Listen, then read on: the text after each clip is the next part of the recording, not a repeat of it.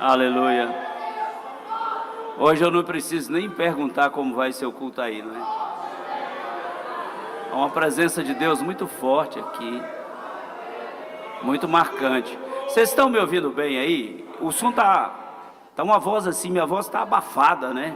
Porque senão, ó,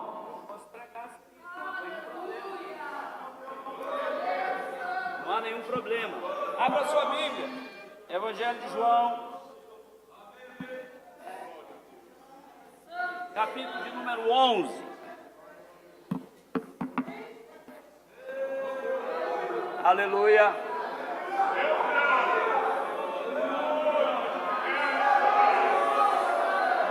Imagine como será no céu, né? É por isso, eu acho, pastor Edelfonso, nosso secretário de missões, eu acho que foi num ambiente assim que a pessoa compôs aquele hino, né? Quem é esse povo? Que povo é esse? Esse é o povo que vai morar no céu. Não é, irmãos? Aleluia. Eu quero ler apenas o versículo 43 do capítulo 11. É um texto muito conhecido dos irmãos.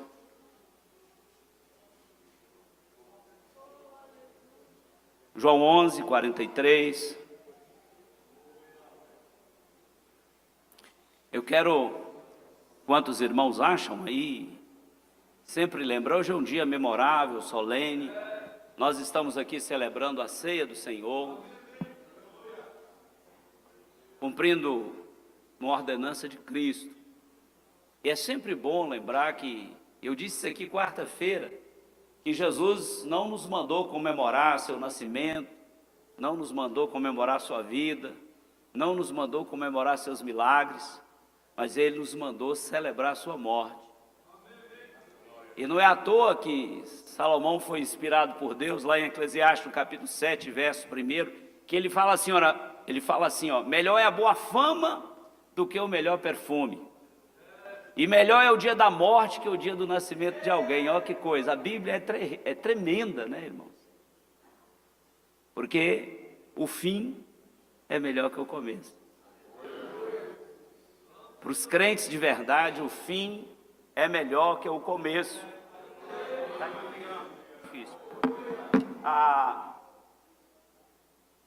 Então, eu vou ler depois, já está ali projetado.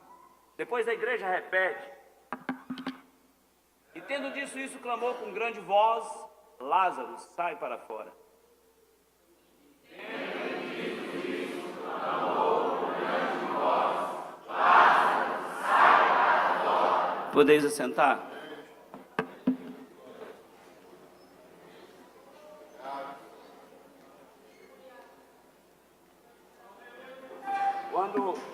Quando a gente vem para o culto, a gente está sempre disposto a ouvir o que Deus quer falar conosco. Porque talvez aqui é o único momento que você vai despir de você mesmo e deixar o Espírito Santo ocupar teu ser. E a partir dessa experiência e a partir de amanhã, você começa a ter uma vida diferente. E eu creio que nessa noite, Deus vai falar algo poderoso ao seu coração. A mensagem vai ser curta, vai ser breve, nós vamos celebrar a ceia. E é claro também, quero louvar a Deus pela vida da coordenação dos nossos adolescentes, pelo apoio dos pais. E eles foram e voltaram em paz.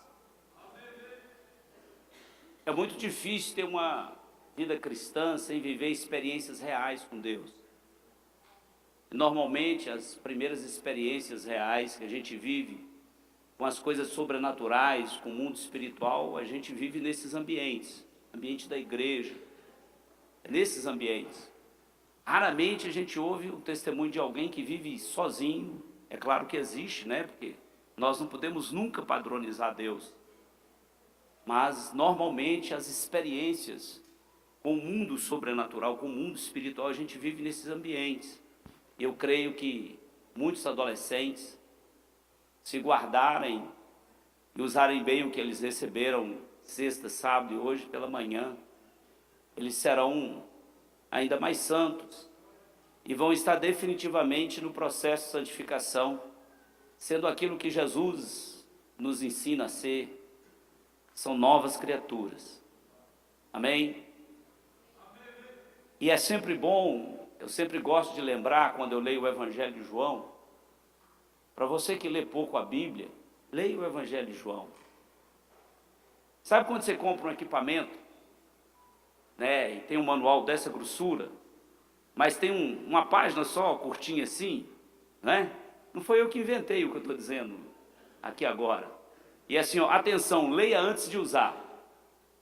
Assim é o Evangelho de João.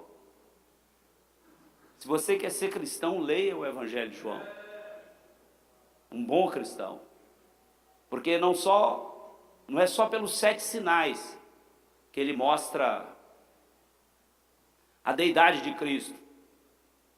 Não é só pelos 7 discursos sobre as 7 pregações que João, inspirado por Deus, nos revela através do seu Evangelho. Mas também pelas 7 vezes que o próprio Deus se revela a nós, dizendo, eu sou. A mesma expressão que ele usa lá, quando Moisés vai ter o primeiro encontro com Deus. Ele diz, ó, tira o sapato aí, esse lugar que você está é um lugar santo. E diga que eu sou El Shaddai. No hebraico é El Shaddai, o Deus Todo-Poderoso. E meus amados irmãos, mas também porque João lá no capítulo 20, penúltimo capítulo do livro do Evangelho de João, e é o único evangelho que está claro, transparente, qual é o propósito. João escreve no último verso, no verso 31, ele explica qual é o propósito daquele evangelho. Ele não é um evangelho sinótico, ele tem coisas do Evangelho de João, como a ressurreição de Lázaro, que é só ele que relata. E ele escreve, então, estes, porém, foram escritos para que creais que Jesus é o Cristo, Filho de Deus, e para que, crendo, tenhais vida em seu nome. João, na verdade, está dizendo assim, eu estou ensinando para vocês como é, o que você tem que fazer, na verdade, o que você precisa crer para você ter vida eterna. É impressionante o Evangelho de João, e por isso eu peguei esse texto, para nós refletirmos sobre a ceia do Senhor, o momento que Lázaro é ressuscitado dos mortos. O capítulo 11 inteiro vai contar, ou vai trazer essa revelação de Deus, esse relato desse milagre extraordinário que Jesus fez. Mas você vai prestar atenção que ele é um milagre diferente. E por que é diferente, pastor? Porque Jesus já havia ressuscitado pelo menos 2 pessoas antes. Só que agora ele está num evento, na casa, lembra, e João destaca que Maria aqui é aquela que Jesus ungiu os pés de Jesus, ensinou e secou os pés de Jesus com o próprio cabelo. Jesus ficou amigo da família por aquele ato de humildade, de reconhecimento da sua deidade. E ele está longe, e aí alguém avisa que Lázaro, o amigo dele, estava morto, e Jesus então resolve voltar. E os irmãos conhecem, porque esse é um texto muito usado nas ministrações. E de repente Jesus encontra primeiro com Marta. Marta vai ao encontro de Jesus antes dele chegar. Já havia 4 dias que Lázaro havia morrido. E ele então, ela, Senhor, se o Senhor estivesse aqui, ele não teria morrido. Aí Jesus, mas ele há de ressuscitar. E ela não entende nada, fala sim, na ressurreição do último dia. E Jesus continua tentando mostrar para ela. Daqui a pouco ela vai, conversar. Quando aquelas pessoas que estavam ali começam a perceber que Jesus chegou. E alguém sempre murmura, né? Você é murmurador, você hoje vai ficar liberto disso. Porque eles falam assim, olha, se ele tivesse aqui, a Bíblia, o texto é o seguinte, o verso 37, e alguns deles disseram, não podia ele que abriu os olhos ao cego também fazer com que este não morresse? Olha só, alguém está vendo? Ele deu vista para o cego, por que ele é tão amigo deles e tal? Sempre tem alguém que murmura. Jesus sabe o que está acontecendo, porque Jesus, quando aqui esteve, foi 100% homem, mas também 100% Deus. E pelo poder do Espírito Santo, ele discernia o que aquelas pessoas pensavam, imaginavam, pretendiam, né? E naquele discurso com Marta, Jesus fala um negócio muito profundo, né? Diz assim: ó Marta, quem crê em mim, ainda que esteja morto, viverá. E Deus trouxe você aqui hoje para dizer para você assim: ó, venha viver, sai para fora. É sobre isso que eu quero ministrar. Uma mensagem breve, curta. Minhas mensagens normalmente são longas, por isso que eu só posso ministrar no dia da ceia, senão o povo vai embora antes, né? E olha, meus irmãos, Jesus então fala ali com Marta e esse texto nos faz entender uma coisa assim impressionante, porque antes de ressuscitar Lázaro, Jesus se revela, e é uma das 7 vezes no Evangelho de João que ele disse eu sou. Ele diz assim, ó, eu sou a ressurreição e a vida. E ele falou isso antes de ressuscitar Lázaro, para acalmar as irmãs dele. Ele, ó, fique calmo. Então, quando você estiver muito tenso, apreensivo, fique calmo. Porque era um ambiente de morte. A morte é um desafio para o ser humano. Apesar da gente saber, da Bíblia nos dizer, que o dia da morte é melhor que o dia que a gente nasce. Mas a gente ainda continua muito apegado a essas coisas aqui, não é? Na maioria das vezes a gente esquece do que está pronto e preparado para nós, se nós formos fiéis ao Senhor, tivermos em comunhão com Ele, e sempre dignos, não pelas nossas obras e atitudes, mas pelo poder que há no sangue de Jesus, que nos purifica do pecado. Se nós estivermos em comunhão com Ele e participando da ceia do Senhor, que é uma demonstração objetiva, clara, efetiva, a participação da ceia é um momento de dizer, olha, eu estou em comunhão, eu sou salvo.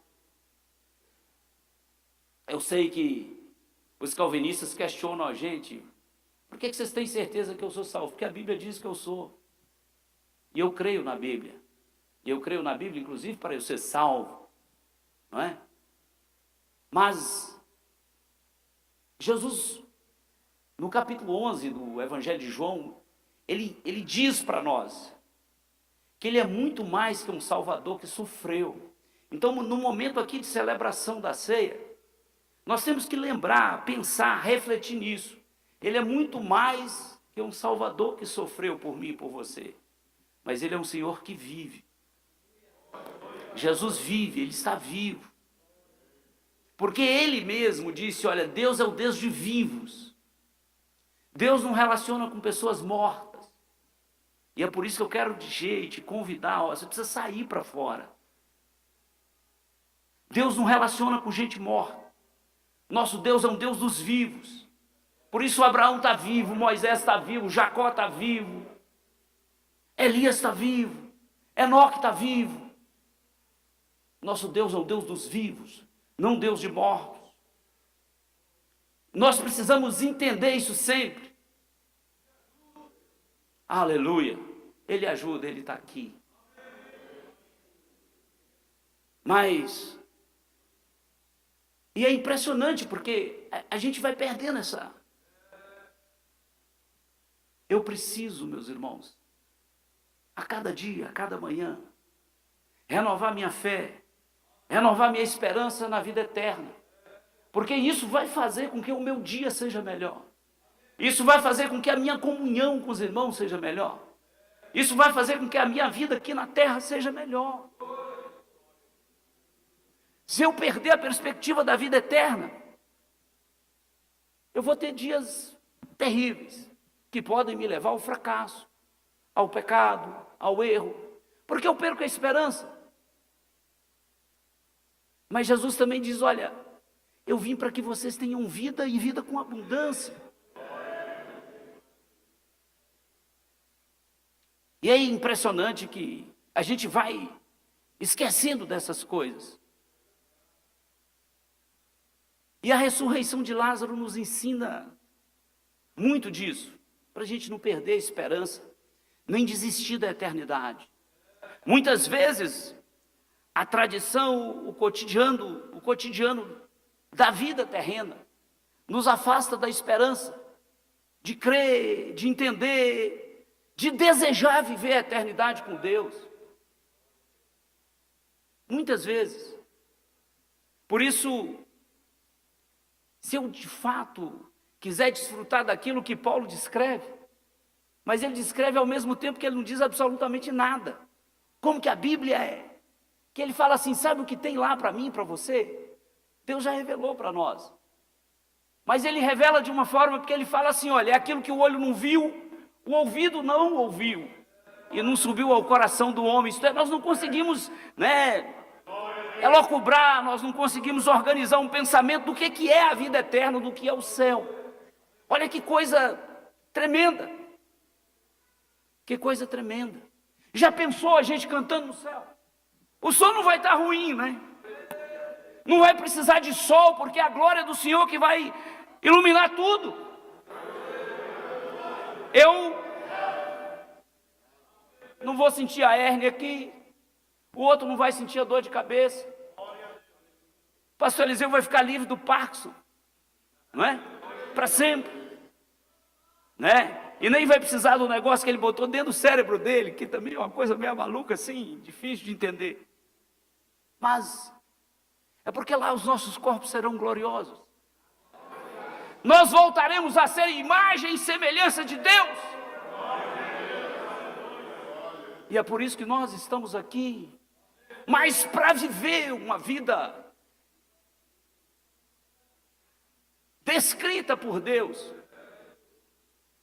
por aqueles a quem Ele revelou a vontade dEle por meio, e que está registrado na Bíblia Sagrada, e nada além do que está registrado na Bíblia.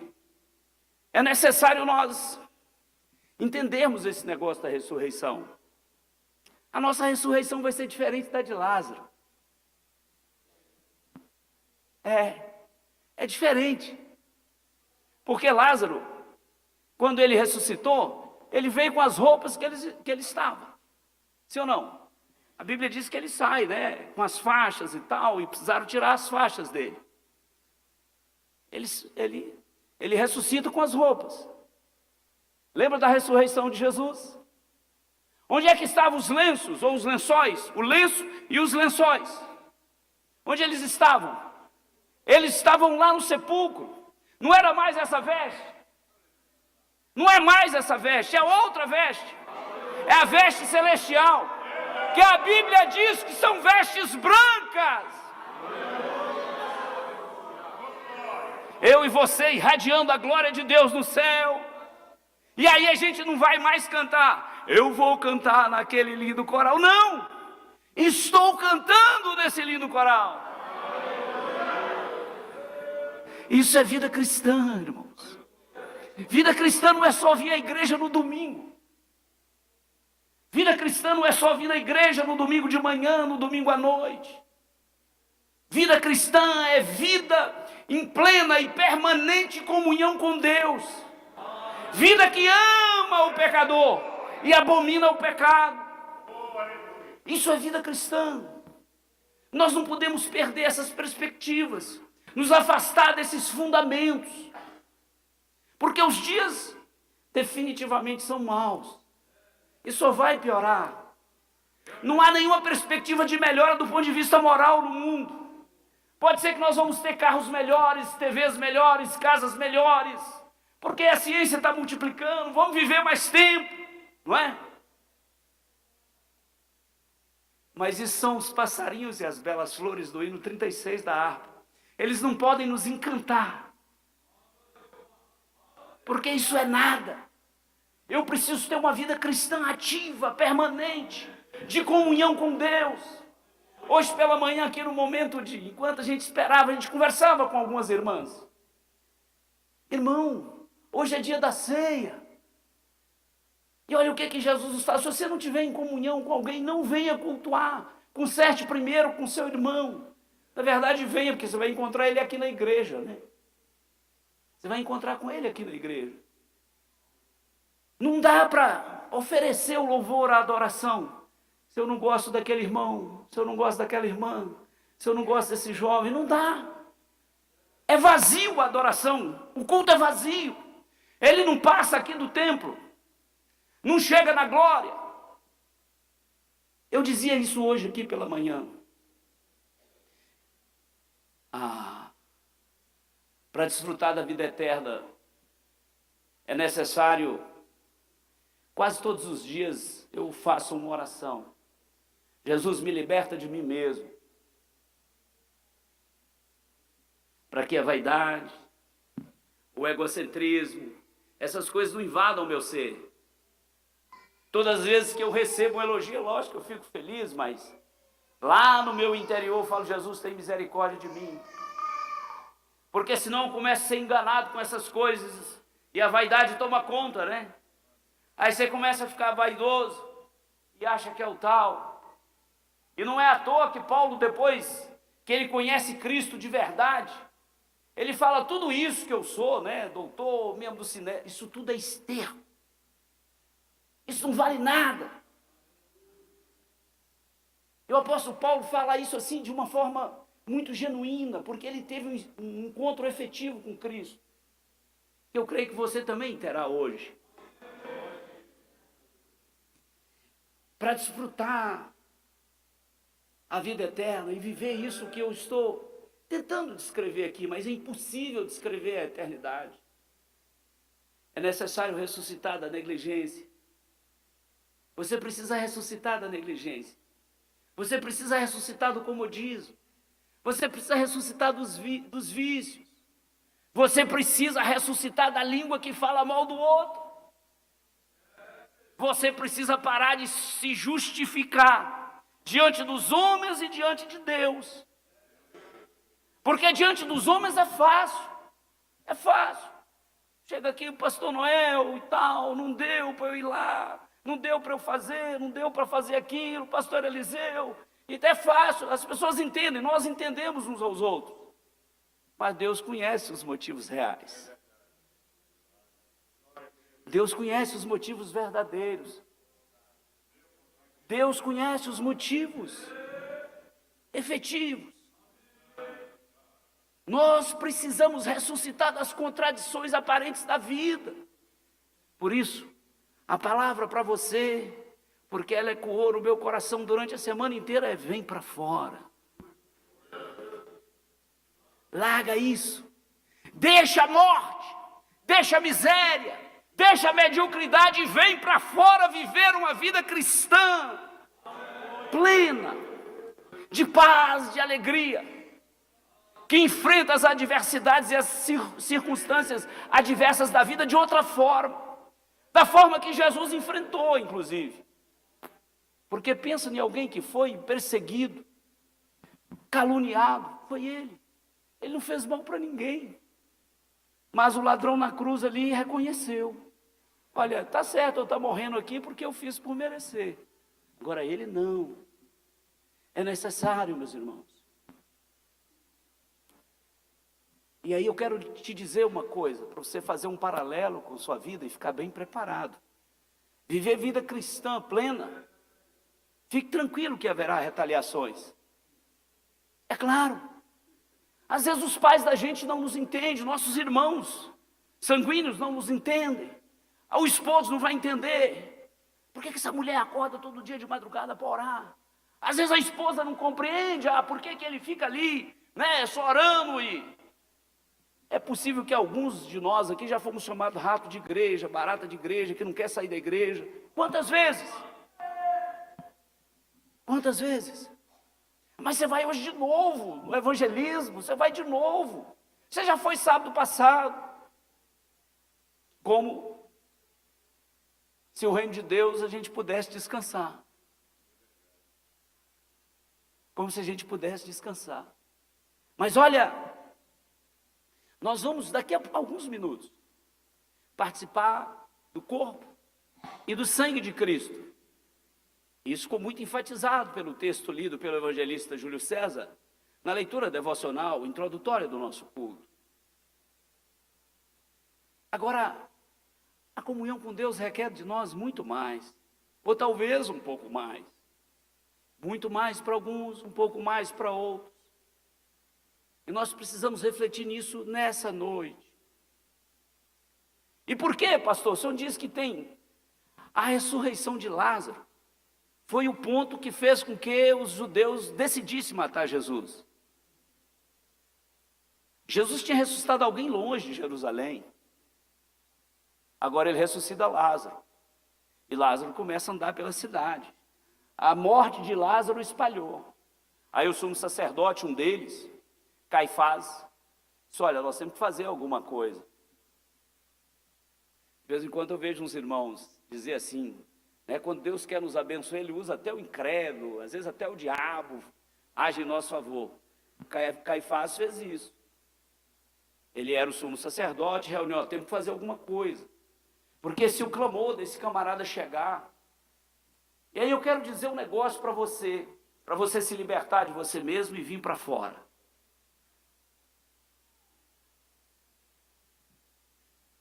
Quando o Sinédrio reúne, baseado no texto que está aqui revelado, descrito, certamente eles conversaram bastante. O que João faz é um resumo. Mas aí, para não dizer explicitamente por que eles queriam matar Jesus, certamente no debate veio a história do Império Romano. O Império Romano não admitia a rebelião. Uma província romana que entrasse em rebelião, quem gosta de história, estudou bem o Império Romano, o soldado ia lá e não perdoava ninguém, espada em todo mundo. Eles usaram isso. Não, porque o Império Romano está de olho. Se eles vierem aqui, eles vão destruir todos nós e vão achar que... Mas a gente sabe que no fundo, o que Caifás e os judeus, né, os fariseus, os hipócritas, que é um adjetivo e não a definição de uma classe. Fariseu, sim, é a definição de um povo, junto com os essênios, os saduceus e por aí afora. Eles, na verdade, eles estavam com inveja de Jesus. Eles estavam com inveja da liderança. Eles estavam com inveja. Jesus estava fazendo o bem para as pessoas. Eles estavam com inveja dele. Porque ele estava curando as pessoas. Ele estava falando sobre o reino de Deus. Coisa que eles tinham ficado restrito às sinagogas. Ou às vezes naquelas orações longas, duradouras, no meio das praças, nas esquinas. Só para as pessoas ouvirem e achar que eles eram de fato santos. E Jesus faz diferente, não é? Vinde a mim todos que estáis cansados e oprimidos, e eu os aliviarei. Tomai sobre vós o meu jugo, porque ele é leve. O jugo da lei era duro, pesado. Porque um doutor da lei podia dizer: ó, Júlio César, você amarrou uma gravata para vir para a igreja, hoje não podia. Você vai ter uma condenação, vou te colocar uma pena. Ele criava essas coisas.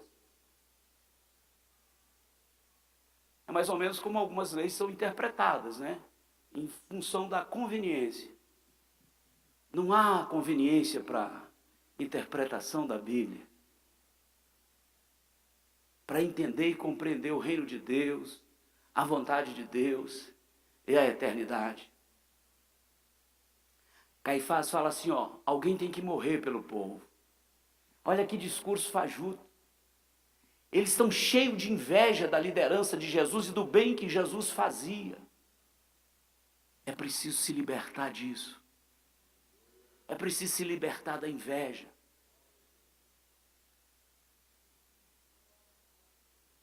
Eu ontem conversava com 3 dos nossos pastores, numa conversa informal.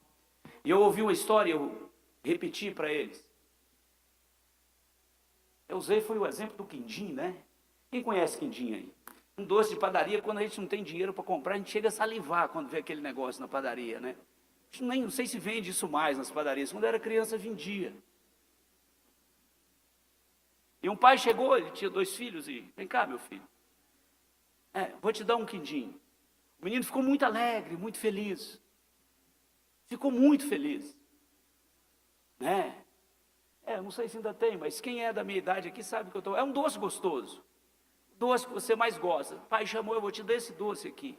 E a criança ficou muito feliz. Chamou o irmão dele. Vem aqui. E deu 2 doces. Para você eu vou dar 2 doces. Quando ele deu 2 doces para o irmão, um olhou para o outro e falou assim, mas você não concorda? Ele disse, não é justo dar 2 doces para ele. Aí o pai dele falou, então vem cá.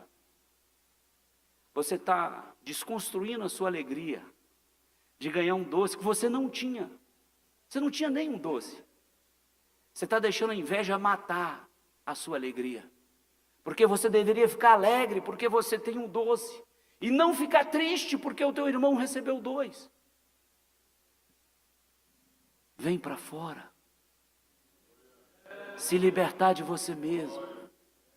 Não deixe que essas coisas, incluindo a inveja, mate a ação do Espírito Santo na sua vida. Não permita isso. Não permita isso. Não permita isso, em nome de Jesus. Vem para fora. E meus irmãos, é impressionante como Deus quer, quando Ele quer fazer algo assim extraordinário, Ele manda a gente sair para fora, né? Eu vou mencionar aqui pelo menos 2 vezes que Deus fez isso. Primeiro, Caim cometeu o assassinato, a geração de Caim começou a progredir na terra, eles eram maus, matavam as pessoas e tal. Aí a Bíblia diz que Deus olha do céu, não vê nenhum justo na terra, fala, eu preciso fazer alguma coisa. E resolve, acha um pregoeiro da justiça, acha Noé. Noé, vem cá. Você quer dar uma de doido assim? Viver uma vida diferente? Quero. Então você vai fazer uma arca. Para quê? Porque vai vir chuva. Não chovia naquela época, ninguém sabia o que era chuva. A Bíblia diz que a terra era umedecida com vapor que saía do solo. Mas não é? É como hoje a gente fala da eternidade, da vida eterna, do arrebatamento da igreja. A racionalidade humana não quer admitir isso, talvez nem você admita mais. Mas sai para fora. Noé faz a arca, chove. Os descendentes de Caim foram dizimados da terra. Não sobrou ninguém, porque Noé não era descendente de Caim. Não sobra ninguém. 40 dias, 40 noites chovendo. Os irmãos conhecem a história. A arca pousa no monte Ararat, onde hoje é a Armênia. A de Cruz também é cultura. E Noé está ali, não sabe se... Deus chega para ele, Noé, sai para fora. Sai Noé, os filhos, as filhas, a esposa dele, e Deus fala assim, cresça, multiplique, encha a terra, governe a terra. Mas foi preciso, se ficasse na arca, ele ia primeiro comer as girafas, depois os leões, depois as lagartixas, ia comendo os bichos. Um dia os bichos iam acabar lá dentro da arca e ele ia morrer também. Assim são muitos crentes, irmãos, que não querem ressuscitar da hipocrisia, do comodismo, da negligência, da religião, dessas coisas. Está morrendo dentro da arca. Mas não é só isso. O outro exemplo que eu quero mencionar é que o homem falhou no Éden. Após o dilúvio, o homem falha novamente, porque a terra novamente se corrompa. Como nós somos assembleanos, somos dispensacionalistas clássicos, então nós cremos nas dispensações. A humanidade se corrompe. Aí Deus fala, bom, tem que ter aqui um novo momento com aqueles a quem eu amo tanto. Eu quero criar uma dispensação nova, que alguém chama patriarcal, outros chamam a dispensação da promessa, mas é a mesma coisa. Abraão, o que Deus diz para Abraão? Sai do meio da tua parentela. O que Deus está dizendo para você? Sai da sua vida medíocre.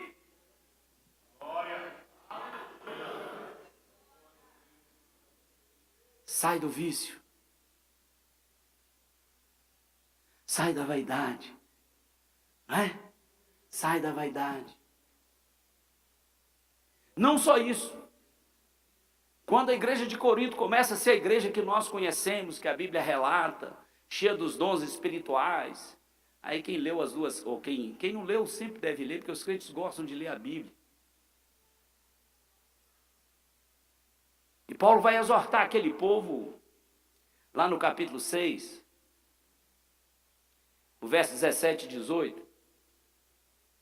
E Paulo fala assim, ó, e disse Deus, sai do meio deles, apartai-vos, diz o Senhor, e não toqueis nada imundo. Aí a conclusão é lógica, né? E eu vos receberei, e eu serei para vós pai, e vós serei para mim filhos e filhas, diz o Senhor, El Shaddai, o Deus Todo-Poderoso. O Deus Todo-Poderoso. Sai do meio deles. Não adianta ficar lá. Não adianta ficar lá. Como que você quer chegar na eternidade? Né? Não basta compreender que Jesus é Deus. Não basta compreender e celebrar como hoje nós estamos fazendo sua morte, a sua ressurreição, o seu sacrifício vicário, portanto, o seu sacrifício substitutivo. Não é suficiente. Pilatos também entendeu que Jesus era inocente. Pilatos sabia. Pilatos entendeu, ele compreendeu que Jesus era inocente. Mas o que ele fez? Nada. Ó. Tem uns pastores que gostam de pregar ensinando, né? Eu não vou molhar o púlpito não, fique tranquilo. Lavou as mãos. Não adianta você saber. Não adianta você entender. Tem que fazer alguma coisa. Tem que viver a vida cristã. Tem que crer no Senhor. Tem que crer na força do seu Senhor. É necessário sair e ressuscitar. Para uma vida nova, para novidade de vida. É necessário. Nós precisamos fazer como Paulo fez. Como Abraão fez. Creu e foi sem saber para onde ia indo. Para onde ele estava indo. Com nós é até diferente, porque nós sabemos. A gente só não consegue descrever. Mas nós sabemos para onde nós estamos indo. Tem alguém aqui que não sabe? Nós sabemos. Eu sei para onde está indo, você sabe? Só quem sabe aí, glorifica a Deus. Porque foi Ele que preparou esse lugar para você. Foi Ele. Aleluia. Pilatos não teve coragem suficiente de enfrentar o mundo.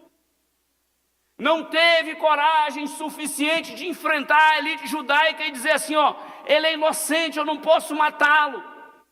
Ele não teve coragem. Como muitos de nós hoje não temos, estamos simplesmente lavando as mãos. Mas hoje Jesus está dizendo para você, sai para fora. Saia. Ressuscite.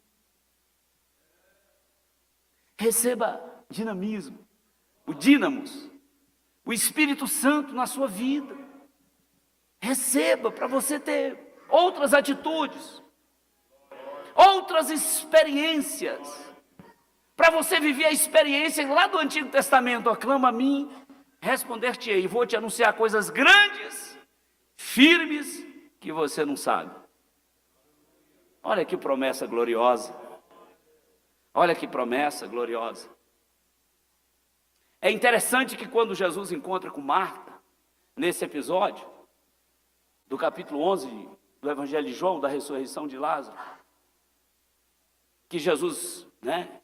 E sua irmã, Maria era muito reflexiva, Marta era muito ativa. É bom pregar sobre Marta e Maria, né? São dois tipos, ou duas tipologias de crentes na igreja. Os dois são bons, os dois são amigos de Jesus, os dois tipos, as duas tipologias creem em Jesus. As duas tipologias vão estar na eternidade com Jesus, não tem uma melhor que a outra, só são diferentes. Mas Jesus pergunta por Maria: Marta, cadê Maria? E quando Marta vai, Maria, o mestre chegou. O que a Bíblia diz? O que a Bíblia diz?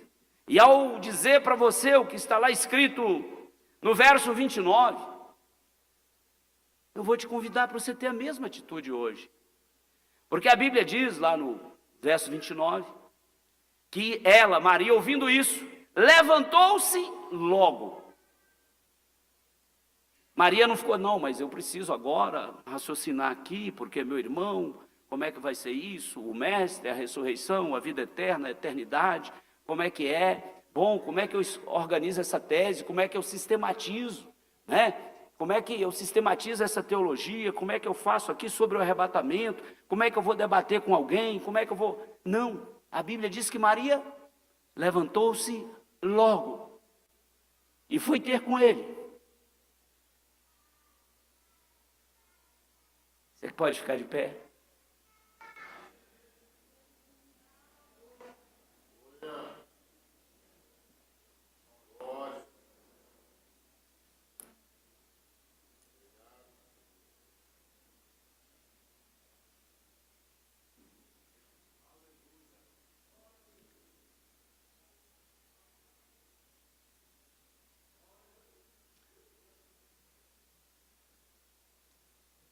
Jesus ouviu isso aqui da irmã de Lázaro.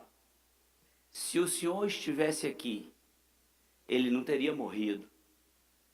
E a hora que eu li esse texto, eu fiquei pensando em vocês. Alguns estão viajando de férias e tal. Aí a gente pensa na igreja, nos irmãos. Pastor, o senhor consegue? Eu olho, porque cada um tem um jeito, né? A minha memória é fotográfica.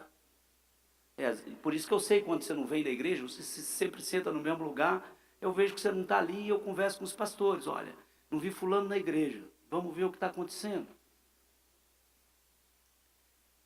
E quando eu lendo o texto inteiro, né? O capítulo inteiro, e algumas coisas eu fiquei pensando, que ela disse, se o Senhor estivesse aqui, ele não teria morrido. E é claro que nós nos preocupamos com alguns, ou com todos nós, porque a Bíblia me ensina vocês, a nós todos, dizendo, olha, aquele que está de pé, cuide para que não caia. Eu sei os apertos que eu já passei lá na minha juventude pela minha arrogância. Eu achava que eu era o crente imune. Bati com a cara na parede. E se não é a misericórdia de Jesus, eu não estaria aqui. Eu já passei por isso. Mas o Senhor foi misericordioso comigo. Então, a diferença daquela fala de Marta, se o Senhor estivesse aqui, meu irmão não teria morrido, para hoje, para você, é que Jesus hoje está aqui. E você não vai morrer. Jesus está aqui e você não vai morrer. Jesus está aqui e você vai ter vida com abundância. Jesus está aqui e você vai ter uma vida cristã frutífera. Vai produzir frutos. Não morra na sua jactância. Não morra no seu orgulho. Não morra na sua vaidade. Aprenda a se entregar plenamente a Cristo. E Jesus resume isso assim, ele diz, ó, renuncia a si mesmo. Bom, então não é? O salmista revelou isso para nós muito antes de Jesus. Entrega teu caminho ao Senhor, confia nele, no mais tudo ele fará. Salmo 37, verso 4, 5. Aleluia. Eu quero orar por você, mas eu vou fazer uma oração, eu vou fazer uma inferência da oração que Jesus fez para ressuscitar Lázaro. O texto diz assim, ó, ele fala com Marta para tirar a pedra, Marta hesita, Ele diz assim: eu já não falei para você que você crê, você vai ver a glória de Deus? Jesus fala isso, mas eu não estou pregando sobre isso. E aí ela crê, vai lá, tira a pedra. O texto diz, no verso 41, tiraram, pois, a pedra. E o que Jesus fala? Olha o texto aqui, ó. Jesus, levantando os olhos para o céu, disse: Pai, graças te dou por me haveres ouvido. Eu bem sei que nem sempre me ouves. Eu bem sei que sempre me ouves, mas eu disse isso por causa da multidão que está ao redor, para que creia que tu me enviaste. Jesus faz essa oração, é uma oração simples. E depois que ele diz, ele fala assim: Lázaro. Agostinho diz que se Jesus não tivesse citado Lázaro nominalmente, todos os defuntos teriam ressuscitado. Por isso que ele nomina Lázaro. Aí o texto, a Bíblia diz, né, que Lázaro então sai, né, o defunto sai com as mãos e os pés ligados com as faixas e o rosto envolto no lenço. O de Jesus estava dobradinho lá, as vestes de Jesus estavam lá, mas Lázaro não, ele saiu com aquelas vestes. Eu vou fazer essa oração por você, mas todos aqui vão ficar de olhos fechados. Todos, sem exceção. Eu vou orar por você e vou te convidar a sair para fora. E se você crê, você vai vir até aqui ao altar e vai falar com Deus. E Jesus nessa noite vai ressuscitar você para uma nova vida em Cristo. Jesus vai ressuscitar você para uma nova vida em Cristo. Você está de olho fechado? Igreja não é lugar de curioso, né? Você só vai abrir os olhos quando eu disser que é para você abrir. E a não ser que você queira, é lógico, quando você vier, né? E eu sei que é nessas horas que as batalhas espirituais mais aguerridas se travam. Eu sei disso. Eu sei disso. Aleluia. Senhor, eu falei da tua palavra. Meu Senhor, eu não falei aqui uma palavra de alta ajuda. Eu apenas falei sua palavra. Mas eu sei e creio que ela é viva, que ela é eficaz. E naqueles que permitiram, ela penetrou até a divisão da alma dos teus filhos, das tuas filhas. Por isso, Pai, em nome de Jesus, agora, meu Deus, repreenda o espírito demoníaco de inquietação. Repreenda agora. Repreenda o espírito demoníaco de inquietação. Pai, faça ele voltar para o lugar de onde ele veio, em nome de Jesus.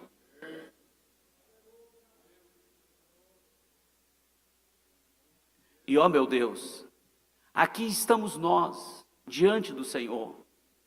O Senhor já nos visitou, quando nós louvamos ao Senhor, nós te adoramos, o Senhor se manifestou por meio do teu Espírito Santo.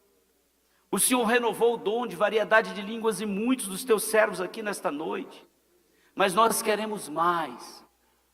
Nós queremos agora uma ressurreição, Pai.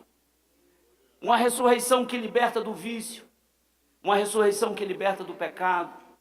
Uma ressurreição que liberta da ira. Uma ressurreição que liberta da vaidade. Uma ressurreição que liberta do egocentrismo. Uma ressurreição que liberte da jactância. Por isso, ó Pai, crendo que o Senhor está aqui, toca agora no coração dos teus filhos, para que eles venham, Pai, receber do Senhor uma bênção especial nesta noite. A bênção da ressurreição da vida. Meu Deus, a bênção para a ressurreição de uma nova vida com o Senhor. Uma vida de dedicação, de santidade. Uma vida, Pai, que só o Senhor conhece. Ele sabe que o Senhor conhece. Cada um deles sabe que o Senhor conhece. Em nome de Jesus. Em nome de Jesus. E meus irmãos, eu digo agora, sai para fora. Vem até o altar receber tua bênção. Vem aqui para você receber dons espirituais, ser batizado com o Espírito Santo, com fogo. Não é para ninguém abrir o olho agora. Você não está com sede. Eu estou repreendendo esta falsa sede em nome de Jesus. E eu não estou com o olho aberto, não. Eu estou repreendendo essa vontade de ir ao banheiro agora em nome de Jesus. Eu estou repreendendo essa vontade de se levantar e andar em nome de Jesus. E em nome de Jesus, venha, saia para fora, porque eu vou orar agora por você. Eu estava falando com o Pai em nome de Jesus, mas agora eu quero orar por você, para Deus abençoar a tua vida, renovar a tua vida, te revestir com o poder do alto, com o poder do céu. Se você está afastado, desviado, se você até então era crente, sou amigo da igreja, venha entregar a tua vida para Cristo. Venha em nome de Jesus, sai para fora. Sai para fora para que Jesus te conduzir a Jerusalém Santa, a Jerusalém Celestial. Aleluia. Sai para fora. Venha. Venha. Venha.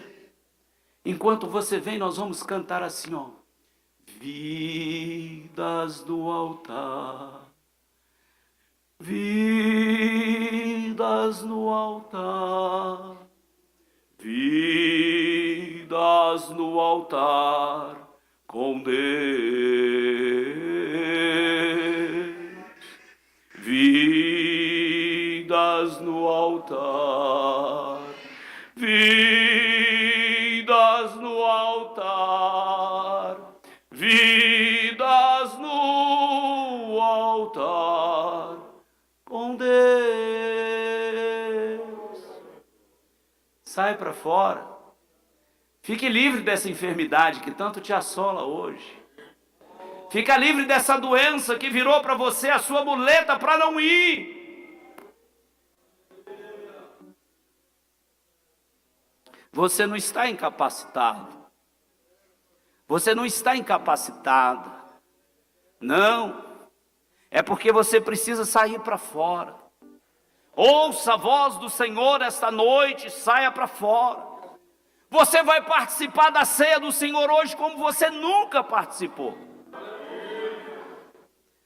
Vivendo uma vida nova com Deus.